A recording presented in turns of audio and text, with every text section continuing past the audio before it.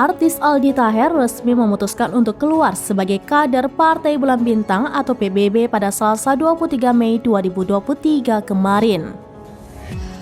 Hal ini dikonfirmasi langsung oleh Sekretaris Jenderal PBB Afriansyah Nur saat dihubungi pada Rabu 24 Mei 2023. Dengan resminya surat pengunduran dari Aldi Taher, pihak PBB memastikan mantan suami Dewi Persik akan mencoret nama Aldi sebagai salah satu daftar caleg yang maju memperebutkan kursi DPRD DKI Jakarta dari PBB di pemilu 2024. Saat ini PBB sedang berkoordinasi dengan Komisi Pemilihan Umum atau KPU Republik Indonesia untuk menghapus nama Aldi Taher dari Sistem Informasi Partai Politik atau SIPOL. Sebagai informasi, Aldi Taher sempat membuat heboh masyarakat sebab dirinya didaftarkan sebagai bacalek dari 2 partai politik.